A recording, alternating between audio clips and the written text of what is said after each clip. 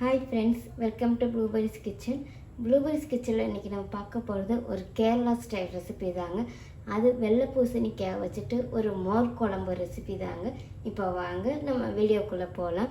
வீடியோக்குள்ளே போகிறதுக்கு முன்னாடி இப்போ தான் நீங்கள் ப்ளூபெரிஸ் கிச்சனை முறையாக பார்க்குறீங்கன்னா மறக்காமல் சப்ஸ்கிரைப் பண்ணிக்கோங்க.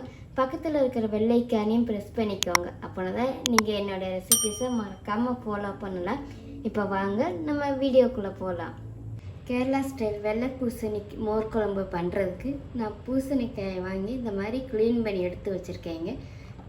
இந்த அளவுக்குனாலும் நமக்கு கட் பண்ணி எடுக்கணுங்க. அப்படின்னா தான் நமக்கு நம்ம இதை வேக வச்சு எடுக்கும்போது நமக்கு இது குழஞ்சி போகாமல் அப்படியே நமக்கு கொஞ்சம் பீஸாக கிடைக்கும்.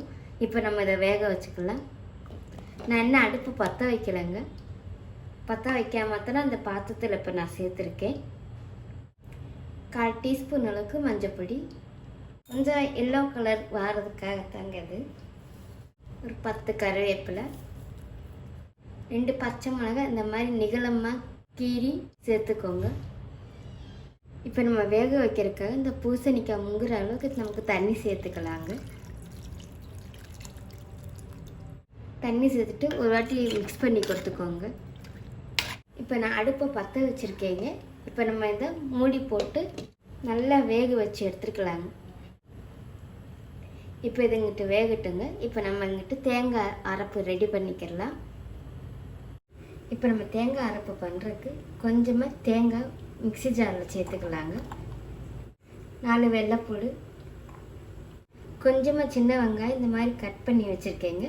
1/4 டீஸ்பூன் அளவுக்கு ஜீரகம்,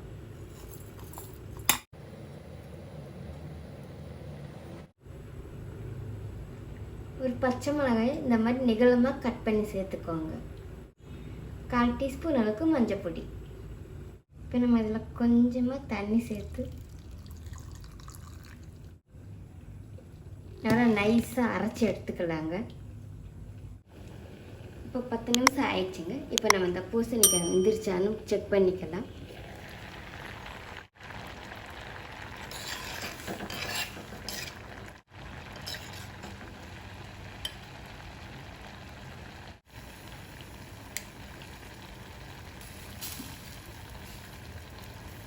பாருங்களேன், நமக்கு பூசணிக்காய் நல்லா வந்துருச்சுங்க. இப்போ நம்ம இதில் அரைச்சி வச்சுருக்கிற அந்த தேங்காய் அரைப்பை சேர்த்துக்கலாங்க. இப்படி அந்த மிக்ஸி அந்த களியை ஊற்றிக்கோங்க, கொஞ்சோண்டு தண்ணி சேர்த்து. இப்போ இதை சேர்த்துட்டு நல்லா மிக்ஸ் பண்ணி கொடுத்துக்கோங்க. நம்ம தேங்காய் சேர்த்துட்டு ரொம்ப கதவுதான் கொதிக்க வேண்டாங்க. லேசாக ஒரு கொதி வந்தால் போதும். இந்த தேங்காயோட பச்சை வாசனைலாம் போகணுங்க.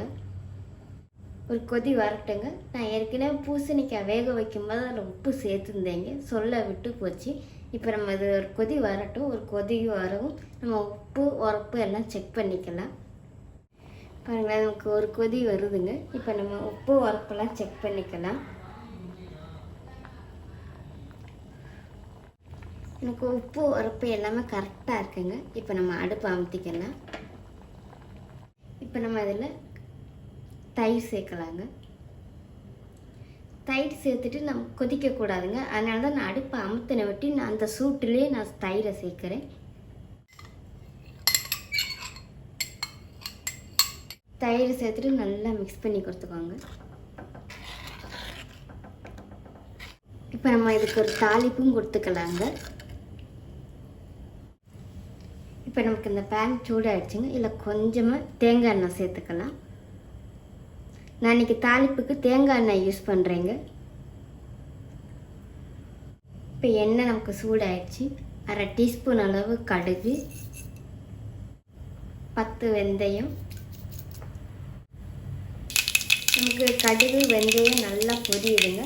இதில் இப்போ நம்ம கொஞ்சமாக சின்ன வெங்காயம் நான் சேர்க்குறேங்க. நீங்கள் விருப்பப்பட்டால் சேர்த்துக்கலாம், இன்னும் அதை நீங்கள் ஸ்கிப் பண்ணிக்கலாங்க. கொஞ்சமாக கருவேப்பிலை, 2 வத்தல், கொஞ்சமாக காயப்பொடி. இப்போ இதை நல்லா வதக்கி எடுத்துக்கலாங்க. நம்ம நமக்கு வெங்காயம் எல்லாமே நல்லா வதங்கி வந்துச்சுங்க. நான் இப்போ அடுப்பை அமர்த்திட்டேன். இப்போ இந்த தாளிப்பை நம்ம அந்த மோர் குழம்புல சேர்த்துக்கலாம்.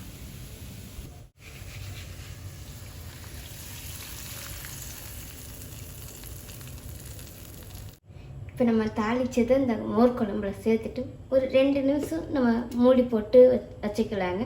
ஏன்னா நம்ம தாளிப்போட வாசனை அந்த மோர் குழம்புலே அப்படியே நிற்கிறதுக்காகத்தான்.